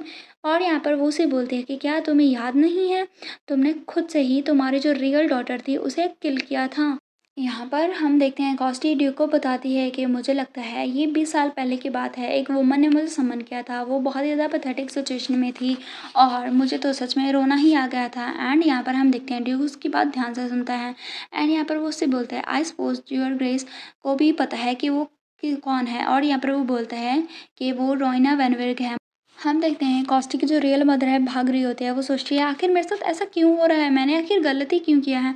यहाँ पर वो भाग रही होती है, पीछे उसके कुछ आदमी पड़े होते हैं जो कि बोलते हैं कि वो वहाँ पर भाग रही है। हम देखते हैं जो कायरा का ग्रैंडफादर होता है वो भी वहाँ पर होता है। वो बोलता है तुम इडियट, तुम क्या एक प्रेग्नेंट वुमन को भी नहीं कैच कर सकते हो, जल्दी से उसे देखो और जैसे तुम देखोगे उसे मार दो। यहाँ पर हम देखते हैं रोइना वेनवर्ग वो उसे का नाम देती है कि साइमन तुम। और यहाँ पर वो सोचती है अपने पेट को पकड़ के मैं डेफिनेटली इस ह्यूमिलेशन को बैक पे करूँगी। हाँ, मेरा जो बेबी है वो जल्दी ही बॉर्न होने वाला है, अगर ये बेबी बॉर्न हुआ तो। तभी वो देखती है उसे ना कुछ फील आता है एंड यहाँ पर हमें पता चलता है वो नीचे गिर जाती है एंड उसका मिसकैरेज हो जाता है, उसका बच्चा वहाँ पर मर जाता है। एंड यहाँ पर वो सोचते हैं नहीं नहीं ऐसा कैसे हो सकता है, उसकी जो होप है वो मर जाती हैं। तभी हम देखते हैं वो बोलते हैं मेरे चाइल्ड, तुम्हें सर्वाइव करना है, तुम्हें रिवेंज लेना है। वो सोचती है मैं कभी उन लोगों को माफ़ नहीं करूँगी एंड वो काफ़ी ज़्यादा रिवेंज में चली जाती है। तभी वो वहाँ पर ना कुछ मैजिक जो सर्कल है वो ड्रॉ करती है। वो सोचती है आई विल मेक श्योर कि वो लोग जिन्होंने मुझे ऐसा पेन दिया है वो भी सेम ही चीज़ से गुज़रे। मैं इस दुनिया को ऐसे ही लीव करके नहीं जा सकती। तभी यहाँ पर एक जो वो लड़की है वो किसी को डीमन को समन करती है एंड वो उससे बोलती है ये बहुत ही लॉन्ग टाइम हो गया जब मैंने ऐसे किसी ह्यूमन को स्मेल किया है। तभी हम देखते हैं वो रेड सी लाइट होती है जो उसे बोलती है कि तुमने मुझे कॉल क्यों किया। वो उसे बोलती है आगे मैंने सुना है डीमंस ग्रांट करते हैं किसी की भी विश को अगर वो उसकी सोल को सेक्रीफाइस करते हैं। वो उसे बोलती है मैं रिवेंज चाहती हूँ हर किसी के खिलाफ जिसने मुझे पेन दिया है इतना ज़्यादा। उन्हें इतना ज़्यादा पेन करवाओ याद के वो डेथ की विश करें एंड यहाँ पर हम देखते हैं उसकी आंखें बड़ी हो जाती हैं उस डेमन की। वो उसे बोलती है सभी लोग। फिर वो हंसने लग जाते हैं। वो उसे बोलती है हाँ सभी लोग हर सिंगल पर्सन जो कि मेरे इस जो हालत है उसका ज़िम्मेवार है। यहाँ पर फिर वो उसे बोलती है कि मैं यहाँ पर ना हमें पता चलता है वो जो डीमन है वो 13 ग्रेट डीमन में से एक थी। तो यहाँ पर हमें पता चलता है उसकी मॉम ने उसके साथ डीमन के साथ एक डील साइन की थी जिसकी वजह से कॉस्टी जो है वो ज़िंदा बच गई थी। मतलब कॉस्ट के अंदर डीमन की आत्मा आ जाती है। यहाँ पर हम देखते हैं ड्यूक उससे बोलता है कि नहीं ऐसा नहीं हो सकता। अगर तुम डीमन होती तो तुम एलिमिनस जो क्रिस्टल है उसे हैंडल कैसे कर सकती। वो उससे बोलती है कि तुम्हारा मतलब इसे। और यहाँ पर वो उसे उसकी पावर दिखाते हैं। वो उससे बोलती है एक्चुअली मेरा ये बॉडी का मुझे बेनिफिट मिला है। ये जो बॉडी है वो ओरिजिनली तुम्हारी डॉटर को बिलोंग करती थी जो कि जैसे ही वो बॉर्न हुई थी तभी वो मर चुकी थी। इसलिए जो पार्वा सेल है वो एलिमेंटल के साथ डील करता है। इससे कोई फ़र्क नहीं पड़ता कि वो कौन है। जो ग्रेट पावर थी गॉडेस की जो तुम लोग इतना ज़्यादा एडमायर करते हो वो काफ़ी ज़्यादा फ़नी है ना। इस बॉडी के साथ वो पावर आई थी मतलब उस पावर का मैं भी यूज़ कर सकती हूँ। तभी वो नीचे गिर जाता है। उसे रियलाइज़ होता है कि उसने क्या क्या किया है एंड यहाँ पर हम देखते हैं वो स्माइल करके उससे बोलता है तुम्हारा फेस काफ़ी ज़्यादा लवली लग रहा है। एंड यहाँ पर वो उससे बोलती है कि मैं सच में तुम्हारे इन हाथों को कट करना चाहती हूँ और ऐसा कुछ लेकिन ड्यूक तुम्हारी जो सफरिंग है इस तरह से नहीं ख़त्म हो सकती। तभी वो उसे पकड़ते हैं और उससे बोलते हैं तुम्हें और ज़्यादा डिस्पेयर करना है और ज़्यादा रिग्रेट करना है और ज़्यादा ग्रीव करना है। एंड यहाँ पर उसके बाद मुझे काफ़ी ज़्यादा खुशी मिलेगी। एंड यहाँ पर उसकी जो होती है वो भी यही विश होती है उसकी मदर की कि यहाँ पर जो सभी लोग हैं उसे सबसे ज़्यादा ही बुरे हालत में हो और वो लोग रिग्रेट करें। यहाँ पर हमें पता चलता है जो ग्रेट क्राइसिस है यहाँ पर पूरे कॉन्टिनेंट पे लूम कर रहा है। एंड यहाँ पर ना उस क्राइसिस के लिए शील्ड की ज़रूरत होती है। एंड यहाँ पर ना जो ड्यूक है उसे प्रोफेसी की याद आ जाती है कि जब ऐसा क्राइसिस आएगा तो तुम्हें सिर्फ एक चीज़ याद रखनी है। सिर्फ एक ही एल्यूमिनिस्ट क्रिस्टल तुमसे बॉर्न हो सकता है। मतलब तुम्हारे घर में सिर्फ एक ही एल्यूमिनिस्ट पैदा हो सकता है दूसरा नहीं। तभी यहाँ पर उसे याद आ जाता है कि आखिर उसने क्या क्या किया है। एंड यहाँ पर उसे जो हमारी कायरा है उसकी याद आ जाती है कि कैसे ये सब चीज़ें हो रही थी। एंड उसे पता चल जाता है कि कायरा ही असली जो एल्यूमिनिस्टल थी एंड मतलब वो उसकी डॉटर थी। तभी यहाँ पर वो काफ़ी ज़्यादा बुरी हालत में हो जाता है। एंड यहाँ पर उसे एहसास होता है जो होती है कॉस्टी वो उसे ऐसे ही देख रही होती हैं। यहाँ पर अपने हाथों को देखता है वो और यहाँ पर फिर वो जो होती है कॉस्टी वो हंसने लग जाती है बहुत ही ज़्यादा। एंड यहाँ पर फिर उसे देखती है और उससे बोलती है ये बहुत ही ज़्यादा फ़नी है ना। यहाँ पर वो उसे बोलती है आगे तुम्हें मरना नहीं है तुम्हें ज़िंदा रहना है। तुम्हें वॉच करना है कि पूरा कॉन्टिनेंट कैसे यहाँ पर बर्बाद होता है। एंड तुम्हें अपनी आँखों से ये चीज़ देखनी है। ये जो डिज़ास्टर है जो कि तुम्हारी मिस्टेक के कारण आया है और उसके बाद तुम अपनी जो लाइफ है वो ले सकते हो वो तुम्हारे ऊपर है। एंड यहाँ पर वो चली जाती है। हम देखते हैं जो एंटायर कॉन्टिनेंट है वो तो पूरा बर्बाद हो जाता है। ह्यूमंस भी नहीं बचते हैं। एंड यहाँ पर ड्यूक अकेला रहता है कैसल में और यहाँ पर उसे ब्लड की कफिंग जल्दी से आ रही होती है एंड वो अपने बेड पे सो रहा होता है। तभी यहाँ पर ना उसे काफ़ी ज़्यादा हेडेक भी हो रहा होता है। तभी अचानक से वो अपनी जो कॉन्शियसनेस है वो खो देता है। एंड यहाँ पर हम देखते हैं अपने अनकॉन्शियस सबकॉन्शियस माइंड में वो जेक को देखते हैं। एंड यहाँ पर वो उससे बोलता है फादर। वो उससे बोलता है कि क्या तुमने मुझे फादर कहा। और यहाँ पर वो सोचा इसका मतलब ये ड्रीम है। यहाँ पर वो उससे बोलता है कि ये हार्ड है तुम्हें ऐसे फादर कहना। वैसे भी मैं अभी मर चुका हूँ। और यहाँ पर वो उससे आगे बोलता है इसके अलावा तुम हमेशा से ये बात सुनना चाहते थे है ना। यहाँ पर वो उसे बोलता है कि मैं डिज़र्व नहीं करता हूँ ऐसे तुम्हारे मुँह से फादर सुनना। I am sorry. वो उसे बोलता है मैं फादर के तौर पे फेल हो गया तुम्हारे और तुम्हारी सिस्टर के लिए। अगर मैं तुम्हें प्रॉपर अटेंशन देता और तुम्हें सेफ रखता तो ये अच्छा रहता है। मैं सबसे चीज़ों को रिग्रेट करता हूँ। हर एक चीज़ जो मैंने की है अगर मैं बैक टाइम को रिटर्न कर सकता हूँ तो ये अच्छा होता है। यहाँ पर वो जो जेक की आत्मा होती है वो बोलते हैं कायरा और मैं ऑलरेडी डेड हो चुके हैं और यहाँ पर तुम क्या कर रहे हो? तुम किस चीज़ के लिए सॉरी कर रहे हो? क्या तुम्हें रिग्रेट हो रहा है? फिर वो चिल्ला के बोलता है ये बहुत ही डिस्गस्टिंग है इसलिए चुप कर जाओ। तभी वो उसे बोलता है जेक मैं यहाँ पर वो उसे बोलता है फादर कायरा और मैं कभी भी हमने किसी ग्रेट चीज़ की विश नहीं की तुमसे और यहाँ पर वो उसे बोलता है कि हमने वेट किया तुम्हारे लिए, तुम्हारे वार्म हैंड के लिए एंड तुम्हारे काइंड वर्ड्स के लिए एंड यहाँ पर वो उसे बोलता है कि इतना हार्ड ही क्या था तुम्हारे लिए, तुम हमें वो दे सकते थे ना। अब यहाँ पर जेक बोलता है प्लीज़ गॉडेस की सेक के लिए तुम मरना मत। यहाँ पर वो उसे बोलता है मैं बिल्कुल वेयर नहीं कर सकता आइडिया कि यहाँ पर तुम मर जाओ और तुम भी हमारे साथ आओगे। मैं तुम्हारे साथ एक ही जगह पर रहने का आइडिया को बेयर नहीं कर सकता। मतलब यहाँ पर वो कहता है कि तुम मरो मत। यहाँ पर फिर वो चला जाता है। वो उसे बोलता है कि जेक रुक जाओ, वेट करो मेरा। एंड यहाँ पर वो उसे नहीं सुनता और यहाँ पर वो उसे बोलता है कि तुम कहाँ पर जा रहे हो? क्या तुम कायरा के पास जा रहे हो? एंड यहाँ पर कोई आंसर नहीं मिलता। तभी यहाँ पर उसकी अचानक से आँख खुल जाती है एंड हम देखते हैं वो काफ़ी ज़्यादा बुरी हालत में होता है एंड यहाँ पर ऐसा लगता है कि वो सच में पागल हो गया है एंड यहाँ पर उसे काफ़ी ज़्यादा पेन भी हो रहा होता है। सभी चीज़ें उसकी एक बाय एक यहाँ पर आ रही होती हैं। तभी अचानक से ना कुछ होता है। अचानक से ना वो सोचता है कि कुछ उसे सुनाई दे रहा है एंड तभी यहाँ पर उसे सुनाई देता है कि क्या तुम दूसरा चांस चाहते हो? तभी वो फ्लिंच हो जाता है एंड उठता है अपने उस ड्रीम से। तभी यहाँ पर उठता है और बोलता है कि आखिर यहाँ पर कौन है? तभी यहाँ पर वो देखता है कि साइलेंस है। तभी उसकी जो तलवार उसने उड़ाई होती है तो हम देखते हैं यहाँ पर एक मजिशियन आता है। वो कोई और नहीं, आपने अंदाज़ा लगा लिया होगा, वो हमारा एरिच है। तभी वो उससे बोलता है कि तुम कौन हो? अपने आप को रिवील करो। वो उससे बोलता है कि ईज़ी ईज़ी, मैं यहाँ पर फाइट करने के लिए नहीं आया हूँ। वो उससे बोलता है मैं ही इकलौता पर्सन हूँ जो कि तुम्हारे इस पास्ट को बदल सकता हूँ, चेंज कर सकता हूँ। वो उससे बोलता है क्या? यहाँ पर वो उससे बोलता है तो तुम क्या सोचते हो? क्या तुम मेरे साथ डील क्रिएट करोगे? फिर वो उससे बोलता है तुम टाइम को टर्न बैक कर सकते हो और यहाँ पर ना उसके लिए लेकिन हाई प्राइस लगेगा। क्या तुम श्योर हो कि तुम ये कर सकते हो? लेकिन हाँ, अगर तुम टाइम को बैक कर दोगे तो मैं एक चीज़ तुम्हें श्योर कर सकता हूँ, जो न्यू फ्यूचर आएगा वो 100 टाइम्स बेटर होगा इससे। तो वो उसे बोलता है कि कौन-सा प्राइस? वो उसे बोलता है तुम्हारी सोल। और यहाँ पर ना वो उसे बोलता है जो एम्पायर है उसकी कोई होप नहीं है।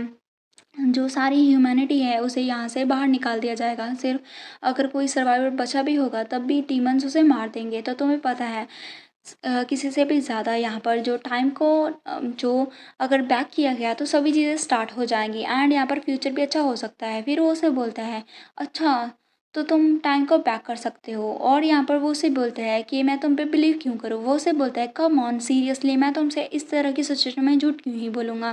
फिर वो उसे बोलता है कि मुझे लगता है कि तुम जो भी चीज़ बोल रहे हो उसमें से हर चीज़ झूठ नहीं है, बट तुमने अभी तक मुझे सच भी नहीं बताया है पूरा। वो उससे बोलता है कि वेल मैं तुम्हारी हैप्पी एंडिंग की गारंटी नहीं दे सकता हूँ ऑफ कोर्स, बिकॉज़ मैं सिर्फ़ टाइम को रीसेट कर सकता हूँ। यहाँ पर कुछ जो अनसर्टेन एलिमेंट्स हो सकते हैं जिसकी वज़ह से कुछ चीज़ें चेंज भी हो सकती हैं। और फिर वो उससे बोलता है और हाँ, तुम शील्ड नहीं हो एम्पायर के तो तुम इतना हेजिटेट क्यों ही कर रहे हो? तुम्हें यहाँ पर अपने आप को सैक्रिफाइस करना चाहिए अपनी कंट्री और पीपल के लिए। तुमने यही तो ओथ खाई थी। यहाँ पर वो उसे बोलता है ठीक है, ये मुझसे कोई परवाह नहीं है कि मुझसे क्या होता है, क्या नहीं, मेरे साथ क्या होता है, क्या नहीं, मेरी सोल कहाँ पर जाती है, मेरी सोल अगर पीसेस में ऐसे टर्न हो जाते हैं या फिर कहीं पर मैं फिर से रीबॉर्न ना हो पाऊँ। लेकिन वो सोचता है अगर मैं कुछ कर पाऊँ तो मैं चाहता हूँ कि वो हैप्पी लाइफ जिए, उसे अनदर चांस मिले। वो यहाँ पर कायरा के बारे में सोच रहा होता है। वो सोचती है कि मैंने ऐसा क्यों किया?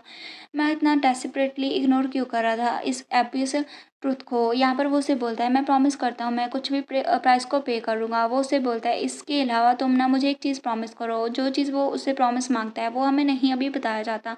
और यहाँ पर वो जो है बंदा वो उसे बोलता है ठीक है, ये मेरे लिए थोड़ा सा हैसल है लेकिन ये फ़ाइन है। तो ठीक है, इससे हमारी जो डील है वो कंप्लीट हो गई। तभी यहाँ पर वो अपना मैजिक करने लगता है एंड यहाँ पर जो ड्यूक है उसकी वजह से जो टाइम है वो बैक हो जाता है। अपने बैक टाइम में जब वो होता है वो सोचता है कि कायरा, मैं तुम्हें ये न्यू लाइफ दे रहा हूँ, अगर ऐसा है तो तुम मुझे इतना हेट करा ना जितना तुम चाहती हो और मैं नहीं चाहती हूँ कि तुम कभी भी मुझे माफ़ करो। एंड यहाँ पर कभी भी ये मत भूलना जो भी चीज़ें मैंने तुम्हारे साथ की हैं इसका मतलब तुमने सोचा होता है कि कायरा जो है वो इस पास्ट को याद रखे ताकि वो अपने फादर से नफरत करे। वो आगे बोलता है कि तुम प्लीज़ कभी मुझे माफ़ मत करना। एंड यहाँ पर हम देखते हैं और वो सोचता है अपने मन में कि कभी मुझे अपने फादर के तौर पे मत सोचना। यहाँ पर वो अपनी आँखें बंद कर लेता है एंड फाइनली वो सोचता है कि अपनी लाइफ अपनी ओन हैप्पीनेस के लिए जीना। एंड यहाँ पर जो वो मैजिक है वो होने लगता है एंड फाइनली वो जो मैजिक है उसकी वजह से जो चीज़ें हैं वो टर्न बैक हो जाती हैं। इधर देखते हैं हमारा जो ड्यूक होता है उसका जो हाथ है, मतलब जो इस टाइम लाइन का ड्यूक होता है उसके हाथ थोड़े फ्रेंच हो जाते हैं एंड यहाँ पर वो उठने लगता है एंड यहाँ पर उसकी आंखों से आंसू आ रहे होते हैं। हम देखते हैं ड्यूक को फाइनली होश आ जाता है। जैसे ही होश आता है वो उठने लगता है तो यहाँ पर जो प्रीस्ट खड़े होते हैं वो उसे बोलते हैं आप अनकॉन्शियस थे 3 दिनों के लिए, तुम्हें ईजी रहना चाहिए और रेस्ट करना चाहिए, तुम्हारे पास स्ट्रेंथ नहीं है वॉक करने के लिए। लेकिन वो किसी की बात नहीं सुनता, वो चिल्लाता है कायरा एंड यहाँ पर वो उसे बोलता है कि मुझे कायरा के पास जाना है।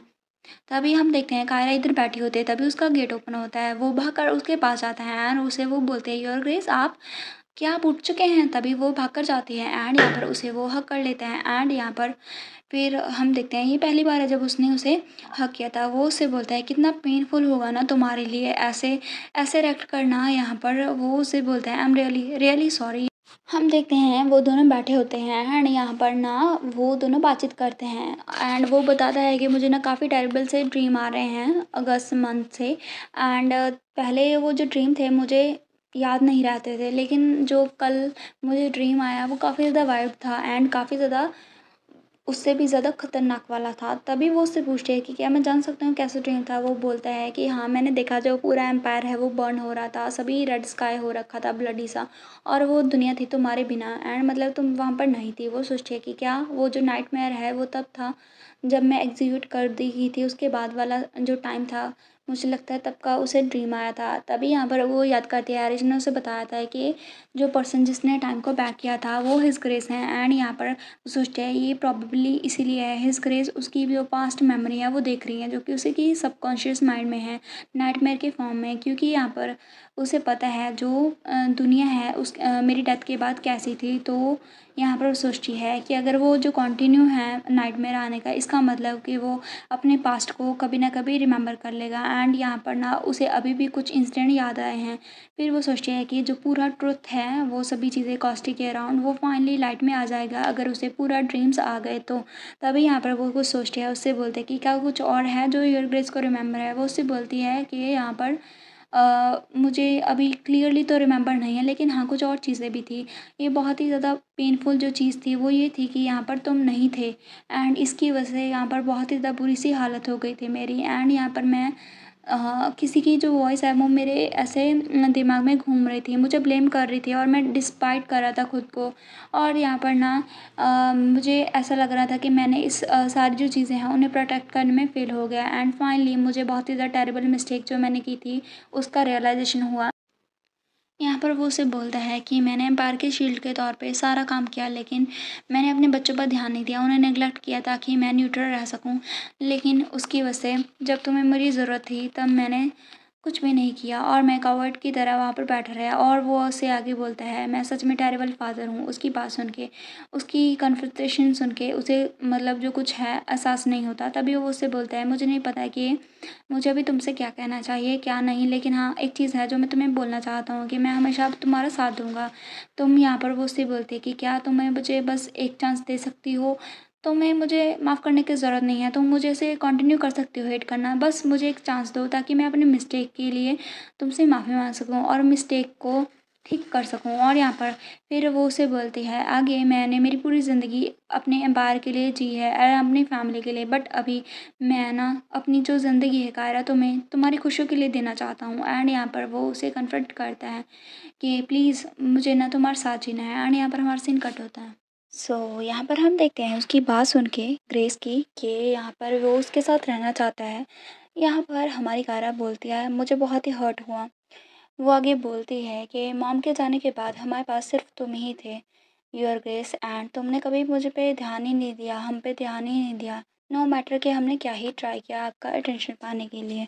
और जब जो हाउस वेनविंग है उसने कॉस्ट को रिप्रेजेंट किया, मैंने मेरी खुद की ऑथेंटिसिटी को ऐसे जज किया। मुझे कभी भी नहीं पता था कि कैसे टर्मिनेटिंग हो सकता है ऐसे अपनी एग्जिस्टेंट को डिनाई करना। तो यहाँ पर वो उससे बोलता है कि उसे बोलती है तुमने कहा था कि तुम मेरे लिए जीना चाहते हो, तो ठीक है, यहाँ पर ये जो चीज़ है ना, मैं हमेशा से आपके मुँह से सुनना चाहती थी, लेकिन मुझे लगता है कि ये मेरे लिए अभी ईज़ी नहीं है अपने आप को तुम्हारे साथ ओपन करना। वो उसे बोलती है, मेरी जो एक्सपेक्टेशन है योर ग्रेस के साथ वो पहले की तरह प्योर हार्टेड नहीं है, जो पहले होती थी। मतलब पहले वो उसे बिना किसी लालच से उसके साथ रहना चाहती थी, लेकिन अभी वो बोलती है कि ऐसा नहीं है शायद। वो आके उसे बोलती है, मैं मेरा पूरा जो दिल है और मेरी जो क्रेविंग है वो आपके अफ़ेक्शन के लिए नहीं दूँगी, क्योंकि यहाँ पर मैं अभी रियलाइज़ कर सकी हूँ। और यहाँ पर वो उससे बोलती है, क्योंकि मैं अभी बहुत ही ज़्यादा एग्ज़ॉस्टेड हो चुकी हूँ, मैं बहुत ही थक चुकी हूँ। एंड यहाँ पर उसकी बात सुन के वो उसे देखता है एंड यहाँ पर उसे भी रियलाइज़ हो जाता है कि उसने कितनी बड़ी मिस्टेक होती है की है। फिर वो उसे बोलते हैं, लेकिन यहाँ पर एक चीज़ है, मैं योर ग्रेस चाहती हूँ, मैं योर ग्रेस की पावर चाहती हूँ, ताकि मैं कॉस्टी और हाउस वार्मिंग दोनों को ही कन्फ्रंट कर सकूँ। तभी यहाँ पर वो उसे बोलती है, इसीलिए यहाँ पर मैं ग्लैडली तुम्हारे प्रॉमिस को एक्सेप्ट करूँगी, मतलब जो तुमने मुझे प्रॉमिस किया है मैं उसे ग्लैडली एक्सेप्ट करूँगी। एंड वो उसे बोलता है कि तुम मेरे साथ जी सकते हो, मेरे लिए जी सकते हो एंड मुझे उसके लिए तुम्हारी पावर चाहिए। तो यहाँ पर देखते हैं उनकी कन्वर्सेशन ऐसे ही कंटिन्यू होती है एंड यहाँ पर ग्रेस उससे बोलता है कि मैं जो कॉस्टी है उसे हाउस जो वैनविंग है वहाँ पर भेज दूँगा, मैं यहाँ पर उसे नहीं रखूँगा। फिर वो उससे बोलती है कि क्या आप सर्टेन हैं कि आप ऐसा करेंगे? वो उससे बोलता है कि क्यों नहीं, उसने जो भी अभी तक किए हैं वो सभी जो चीज़ें हैं जस्टिफ़ाई करती हैं। तुम ही सोचो, पहले उसने जोनाह के आंट पे जो इंसिडेंट क्रिएट किया था वो, और टेंपल में जो इंसिडेंट क्रिएट किया था वो काफ़ी हैं उसे यहाँ से बाहर करने के लिए एंड यहाँ पर उसे ऐसे प्रोविज़न पीरियड में रखने के लिए। एंड वो आगे उससे बोलता है, इसके अलावा मैं उसे तुम्हारे साथ नहीं रख सकता। और वो याद करता है क्योंकि उसने देख लिया था कॉस्टी को धक्का देते हुए कारा को। वो सोचती है अपने मन में कि कॉस्टी अभी तुम्हारे लिए डेंजरस है। यहाँ पर वो उसे बोलती है आगे कि आप सर्टन है योर ग्रेस कि मैं आपकी रियल डॉटर हूँ। तभी यहाँ पर वो उसे बोलती है आगे, मुझे पता है योर ग्रेस इवन के जो दूसरे नॉवेल्स हैं वो रिमेन न्यूट्रल रहना चाहते हैं जब तक एविडेंस नहीं आता है, बट वैन जब हम अपीयरेंस की बात करते हैं तो कॉस्टी आपको ज़्यादा रिसेंबल करती है मुझसे भी ज़्यादा। तो यहाँ पर उसकी बात सुन के वो उससे बोलता है कि मैं सर्टन हूँ। यहाँ पर वो फ्लिंच हो जाती है, वो उससे बोलता है कि मैं सर्टन हूँ कायरा, तुम अनडाउटली मेरी डॉटर हो। ये बात सुनने के बाद उसका दिल तेज़ी से धड़कने लग जाता है, क्योंकि इस बात का वो काफ़ी बेसब्री से इंतज़ार भी कर रही थी, चाहे वो कितना ही डिनाई क्यों ना करते, दोनों की आंखों में मिलती हैं। एंड यहाँ पर फाइनली बहुत ही खुशी भरा माहौल होता है दोनों बाप बेटी के बीच में। तभी यहाँ पर वो उड़ने लगती है, वो उससे बोलती है कि योर ग्रेस क्या आप मुझे एक्सक्यूज़ करेंगे? अभी वो उससे बोलती है आगे, मेरे पास अभी एक बिज़नेस है जो मुझे अटेंड करना है, मुझे रिपोर्ट बनानी है। और वो उससे आगे बोलती है कि ठीक है, इसलिए मुझे जाना पड़ेगा। वो उससे बोलता है ठीक है अभी तुम जा सकती हो। एंड यहाँ पर हम देखते हैं वो अकेले रह जाता है। इधर हम देखते हैं हमारी जो कायरा है वो अंदर आ जाती है अपने रूम में, और यहाँ पर रोज़ उससे बोलते हैं योर लेडीशिप। यहाँ पर वो उससे बोलती है कि आपको क्या हुआ, आपकी आईज़ रेड क्यों हैं? यहाँ पर ना फिर हमें पता चलता है वो असल में काफ़ी ज़्यादा इमोशनल हो जाते हैं। वो उससे बोलते हैं नहीं कुछ नहीं। एंड यहाँ पर फिर वो उससे बोलती है रोज़ मेरा एक काम करोगी? क्या तुम यहाँ पर इन्फॉर्म करोगी मजिशियन को कि हिज ग्रेस अभी उठ चुके हैं? यहाँ पर वो उसे यस में आंसर करते हैं, वो वहाँ से चली जाती है। यहाँ पर हमारी जो होती है कास्टी, सॉरी मतलब कि यहाँ पर हमारी जो होती है कायरा, वो अकेले रह जाती हैं एंड यहाँ पर वो अपने आंसू को कंट्रोल करने की कोशिश करती है। तभी हम देखते हैं इधर हमारा सीन शिफ्ट होता है। यहाँ पर हम देखते हैं रोज़ सभी को जाके बता देती है मजिशियन को ड्यूक के बारे में एंड यहाँ पर एरिस को भी पता चल जाता है। तभी हम देखते हैं उसके पास एक लड़का बैठा होता है जो कि बोलता है कि मैं इस ड्यूकल पैलेस में कितने लंबे टाइम पे ऐसे स्टक हो रखा हूँ, तुम्हें पता है किसके कारण? और तुम्हें पता है कितना ज़्यादा रिसर्च का ढेर बना होगा और जब मैं वापस जाऊँगा तो मुझे कितना काम करना पड़ेगा। एरिस उसकी बात सुनता है एंड हमें पता चलता है यहाँ पर एक और लड़का है जो भी मजिशियन है। वो उसे बोलता है कि तुम मुझे कॉम्पनसेट कैसे करोगे इसके लिए। उसकी बात सुन के हम देखते हैं यहाँ पर बहुत बड़ा सा धमाका होता है एंड यहाँ पर हमारा एरिस गुस्से में बोलता है कि ये सारी चीज़ें तुम्हारी कारण ही तो हुई हैं। और अभी वो क्या कह रहा है वो हमें थोड़ी देर में ही पता चलने वाला है। वो उस पर गुस्सा करके उससे बोलता है कि अगर तुमने उस ड्रैगन को समन नहीं किया होता तो पहले ये सारी चीज़ें होती ही नहीं। You idiot. तो हमें पता चलता है वो जो मॉन्स्टर आया था वो इस मजिशियन ने समन किया था। अभी वो उसने गलती से किया था या फिर जानबूझ के, वो भी हमें पता चलने वाला है।